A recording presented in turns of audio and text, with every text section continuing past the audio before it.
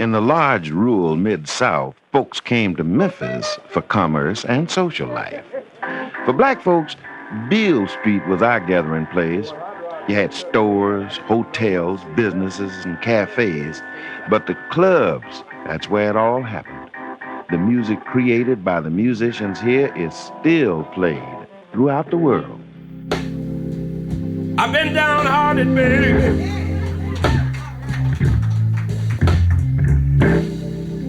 Ever since the day we met.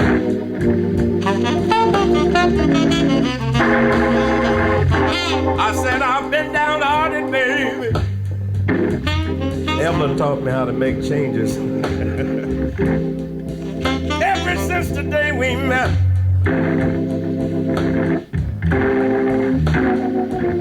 Our love is nothing but the blues. Baby, how blue can you get?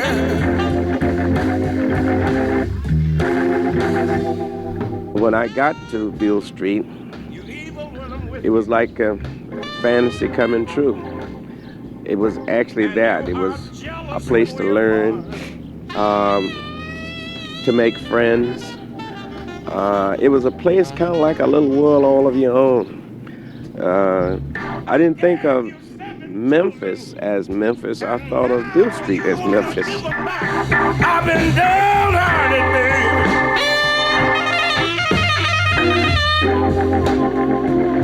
Ever since the day we met.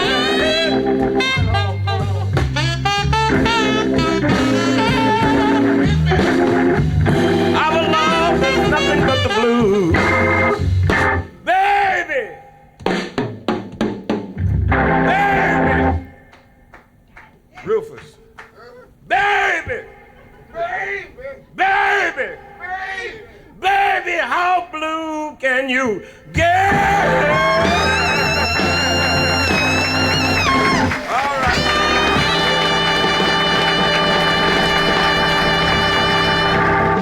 Well, Beale Street was the black man's haven. That's when you went to Beale Street, if you had problems or troubles or something away from there, once you got to Beale Street, no problem, no trouble. You could find a whole lot of things to do that you don't have to worry about the problems you had at home or elsewhere. People come from miles around to come to Beale Street. And I told a white fella once, I said, hey, man, if you were black for one Saturday night and on Beale Street, never would you want to be white again. That was a neighborhood down there. It wasn't just the one street. You had thousands and thousands of people living in that area.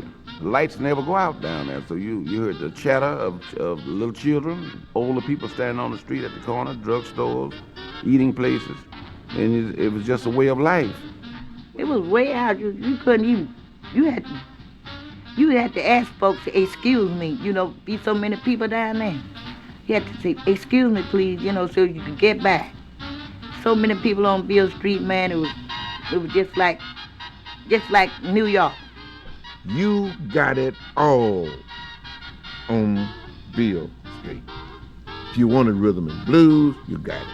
If you wanted, well, there wasn't what we call funk at that time. Funk was a nasty word then. You couldn't use that pertaining to music. But you got the low, what you call gut bucket blues, the other medium blues, like when BB came along, and you got it all. Anything you wanted, when it came to music, you could get it on Beale Street. Jug band just stood still, and played 2 or 3 songs.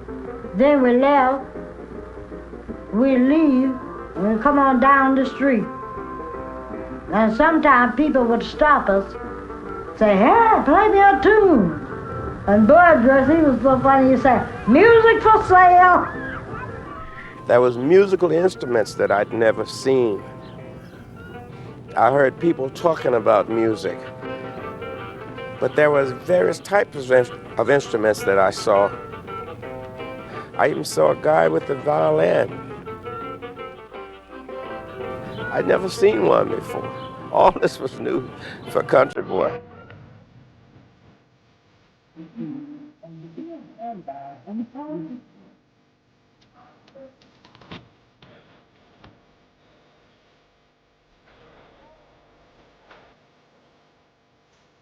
never did close because somebody was constantly coming in. Like all the fellows play on gigs someplace else. When they got off, they'd come and get some chili.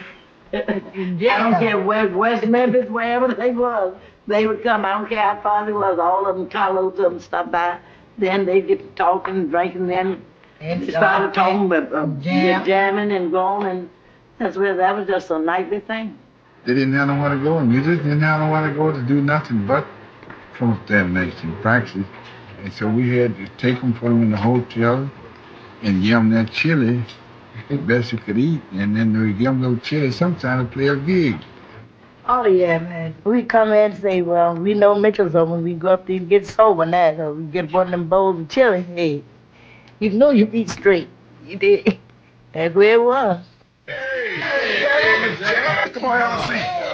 Put up a chair. Have a seat. Sit a week. Put up there. We're gonna wipe this chili out today. And you do like chili. Somewhat. Sunbeam Mitchell was the godfather for the musicians in Memphis. Anytime he didn't have any money or anything, you could always go, get a room and a bowl of chili. I didn't know about chili before I left Indianola. I learned about chili on Beale Street. Keep coming to you, Fred. Thank you. You finally made it. All right. Oh, boy. Isn't this lovely? And the stomach was just swelling. Let me see. I noticed you got a spoon. This is like the days of old. This is the real chili. I remember once I ate 5 bowls of this chili. One behind the other. You know what?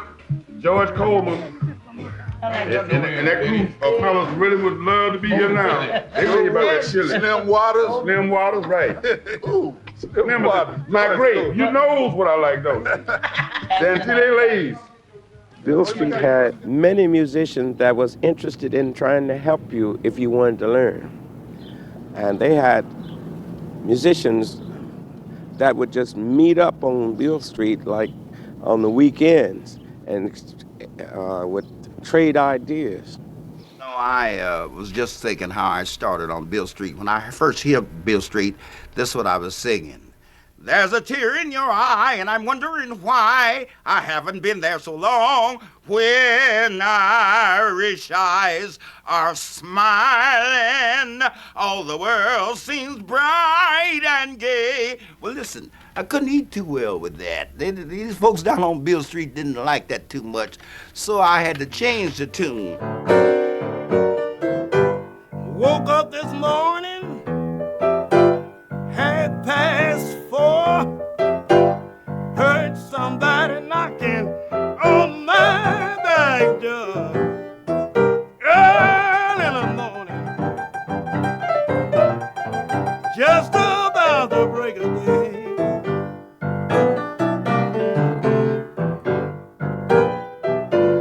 You know I turn over and hug the teller. Well, my baby used to lay. Well, all right. When I was playing on Beale Street, see, we didn't have ventilation in the morning like we do now, air conditioning things. And had another standing fan and fan set on top of the piano. And sometimes they'd be waving fan you with tape to the piano so they'll get a service, you know, with the tape and newspaper. And it'd be hot and sweat, be rolling all, and they'd be out there dancing, ringing with, and then in the little room would be hot, no air stirring through the windows. It was uncomfortable, but it was real enjoyable. And I love to play to them, too, and the way they support me, and they pouring that corn whiskey in there. Pee-wees. You know, they had a pool room in the back that wasn't a pool room. Right. You know, it was a camouflage, and they would have the pool sticks in there. But what they really used that table for was to shoot dice. Shoot dice, that's right. Shake the dice, throw them a horn, and then throw them out. But you know what? You know how the reason why they had the pool table and had the balls and the racks is because if the police came, they had a guy standing out in the front. There's a watcher. Lookout man, that they call him. And for the law, when the law come, they crowd up everything. They'd have pool tables back there like, and have balls on it like they shooting pool. They go, all of them get around the pool table watching them shooting pool. And the Lord, they come in, look around, they didn't see nothing, they'd leave. But you know how they used to warn them? You know the door latch, the latch on, not the latch, the board on the door? Right. The guy used to stand up against that and act like he's scratching his back. And he was act like he's scratching his back, and he had a little buzzer behind that. They're like a doorbell.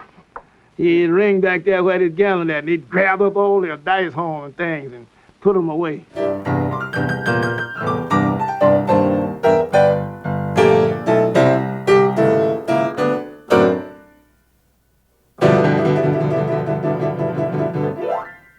Most of us trying to get started, wanting to get into music, didn't have money, a lot of money. So if you were able to play or dance or whatever you did, somebody's gonna give you a quarter maybe. Beale Street Amateur Night. I hosted the show for 11 consecutive years. And if you had talent, the Palace Theater in Beale Street was the place to be. At the Palace Theater, they would have an amateur show. Now, if you could sing, dance, otherwise, and a lot of guys couldn't do hardly any of it. But one night, you were able to go on that as an amateur if you was pretty good, if you could hold a tune. And you would get $1. Now, I remember going on that show many times, and thank God for Rufus Thomas, because Rufus Thomas was the MC at that time. They used to give away prizes, like 5, 3, and 2. First prize, 5, second prize, 3, next prize, $2. Then they got so where everybody came up, got $1. And BB, I used to make preparation for BB to get that $1 when he got up there on a Wednesday night, which, with streetcar fare being 7 cents or a nickel or something, it would carry him the whole week to his daytime job, what they call his day hang, you know. I guess I looked so bad and so pitiful and was so broke. Rufus Thomas, when he would see me, he'd say, you know you was on last week. He'd say, yeah. Well, why are you back this week? I need to go on again because I need that $1. So a lot of times he would put me back on again. And he did that many times. So, Rufus, thank you. Well, that 3 o'clock blues, That was right after Pep the that launched his career. That launched his That was one of the career. greatest records he ever been recorded. Do you remember when he did it up to Club Andy? You have an idea what year that was? About 1947. About 1947. somewhere along in there. Wilson was playing I was saxophone. on it. First 3 o'clock in the morning? First 3 o'clock in the morning. I was on it. Nelson, E.A. Kemp, Shenny Walker. Look here. Let me show you. This picture here, we was in San Francisco. And he says, I want to play everything you play. And so What that you night, played on? What you played on? on my horn, your he horn. wanted to play on his guitar. BB. Yeah. And so that's what we done. That night right here, everything I played, he played. BB came here and got with Bill Harvey, and Bill Harvey put the band behind BB. Took him cross country. BB haven't looked back since. Every record that BB put out after Harvey got with him, the first one was Woke Up This Morning, was a hit. Harvey wrote and arranged for everybody who was anybody. You know, all the guys we had in the band, everybody would have to bring an arrangement in or something once a week. He said, I wouldn't be a musician if I couldn't have one of you guys that I have taught to bring in a piece of music every week. One of you guys write one. That you arranged yourself. You arrange yourself. He was a great musician, one of the best saxophone players you ever wanted to hear. One of my favorite trumpet players is Charlie Robertson. It just seemed like his notes were really just subtly talking to you and just getting deep inside of you and without reaching for high notes. Now, some guys who play high notes that I like too, but for his style, I heard nobody, I don't know any other style than Charlie Robertson. Yeah, Charlie Robertson. Yeah. But, you know, all those bands wanted to come through, the big bands wanted Charlie Robertson. Yeah. I remember one time Louis Armstrong was playing down to Orpheum. And I don't know if it was Malcolm then, but he played his last show. And Charlie Robertson was working out to the Bond with Bonnie and all of them, you know. Yeah. And he said, they said, well, this is the last show, ladies and gentlemen, because I'm going out to the bar and hear Charlie Robertson blow. I was down there on Beale Street on top of the old Panties drugstore, and I slipped in there, and I stopped at the door, and I shocked her. I'll never forget. This is how this record come out. I said, "Hey, Mr. Jones, turn up all the lights. My wife's in this house with another man, and I swear we're gonna fight, and somebody's got to go."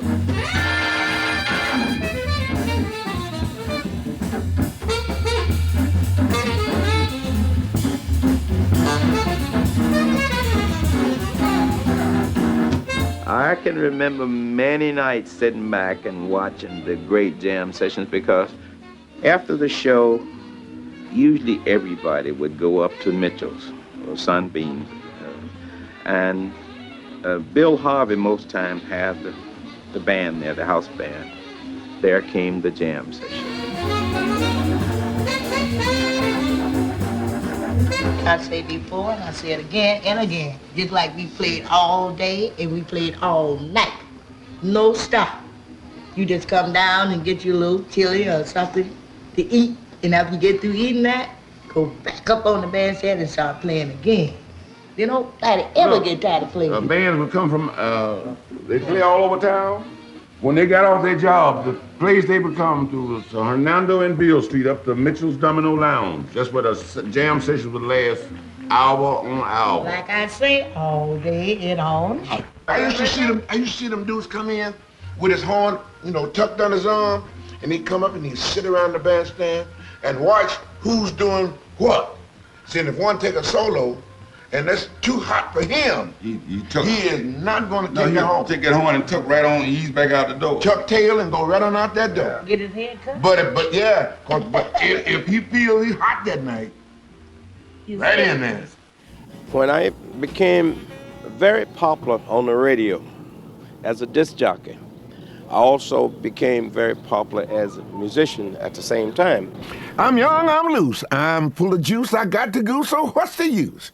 We're feeling gay, though we ain't got $1. Rufus is here, so hoot and holla. Ha-ha, right here on WDIA, the voice of Memphis, Tennessee. And right now, here is the king, B.B. King, with a song called 3 o'clock in the morning. You got it, boy.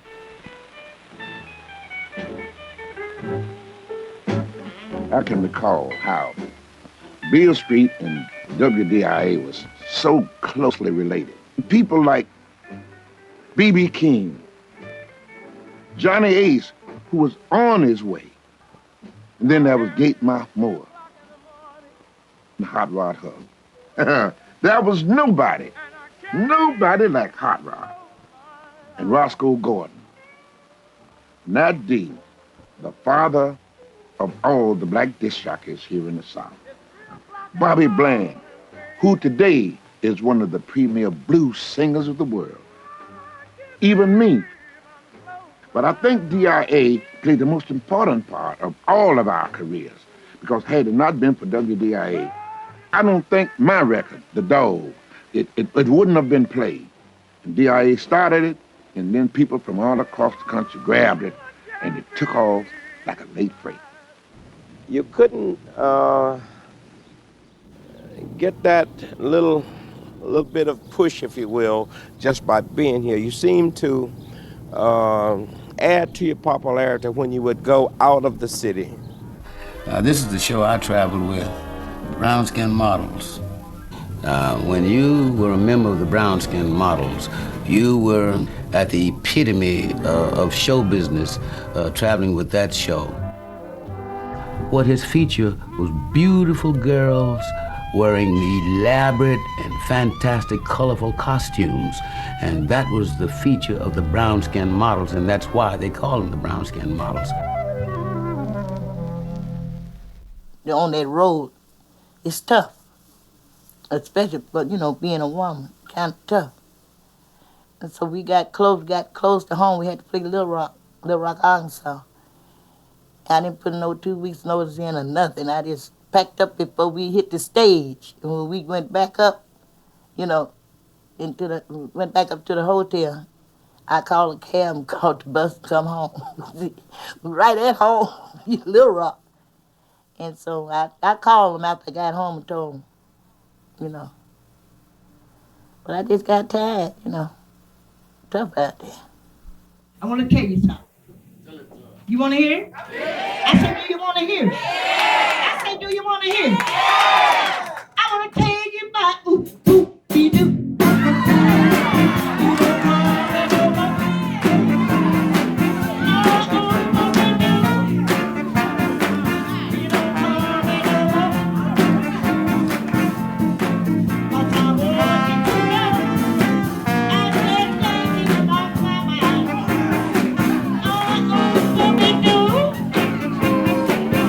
Call us the wrecking crew.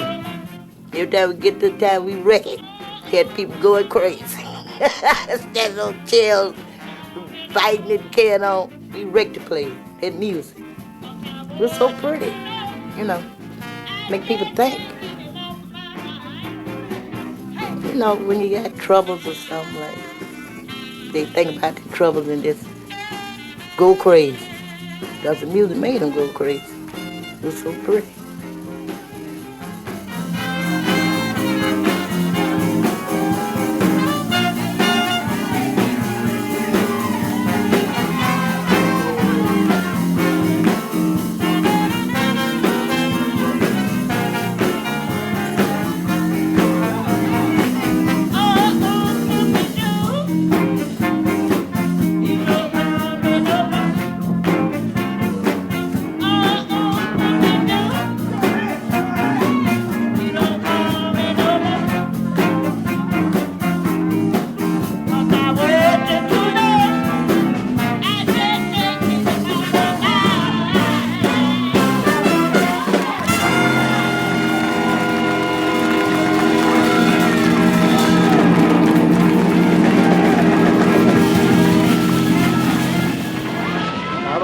Band I was playing with could have been Dub Jenkins or maybe Al Jackson. We had a gig out on the highway and they had this white stripper and we'd play up until the time for her to come on. Then they put this sheet up in front of us. So we couldn't see her dancing, you know. Why would they do that? Well, they didn't want blacks to see the naked white woman. On the road was horrible, though. That was horrible. I went on the road as an entertainer, as a tap dancer. Yeah. And I was traveling with rabbit-foot minstrels. Oh, Mr. Walcott. During that time, you know, there was no such thing as a hotel for blacks. We had people had homes out there. They would invite us to their homes. So when the time the band would go through a town, people had adopted some of us like we were in the family. You go there and live in a home, it's like you were in the family. But Sunbeam always had a place for Couldn't stay in the hotels. musicians. Yeah, some people always did have. Yeah. This man here always had a home for the musicians. I always thought about Beale Street. I would be on the road with bands like Johnny Otis, Clarence Gatemouth Brown, B.B. King, which was Bill Harvey's band. And my grandmother was still living at one portion during that time when I first started going out on the road. And I would get to Memphis, I would rush home to see my grandmother, give her a shot of that sugar. You know, I loved to kiss. She was so sweet because she bought my first instrument. And I'd kiss my grandmother, fix her something to eat, and light out for Beale Street. It was like, in my words, dropping the pebble first on Beale Street, and then the waves started like that. So if you was talked about well on Beale Street, you could always get a job. But your better jobs, the better paying job was after you left. In other words, if we went to West Memphis, if we went to Hernando, if we went someplace, you go and play, but you still would try to get back to Beale Street before everything closed. Okay, whatever key you played in, we don't care. Play it in whiskey. When I first came to Beale Street, many years ago, and I was walking down the street, and I saw this big sign up at the Palace Theater. They used to have flow shows down there. Stage show. Stage show. Yeah. What's flow show? Stage show. Flow show. Stage show. Flow show in the nightclub. That's all I had for you, B.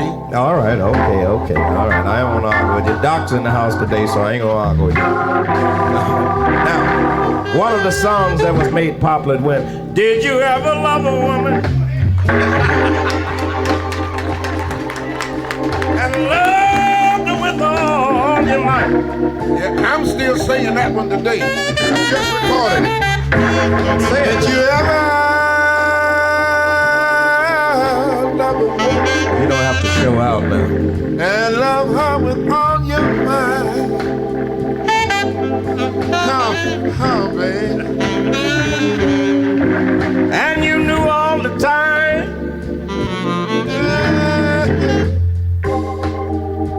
that the woman wasn't treating you right. Since I wrote this song, this way it go. You love that woman so much,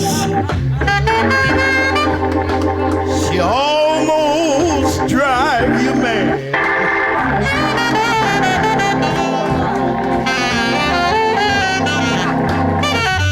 You love that woman so much, she almost drives you mad. He's a minister now, you know. But still you wouldn't quit her. Why? 'Cause she had the best on something that you ever had. And this is the way it went. The rest is it. Ever love a woman? Love her with all your might. Every bit. And you knew all the time. What did you know? That woman was not Treating you right.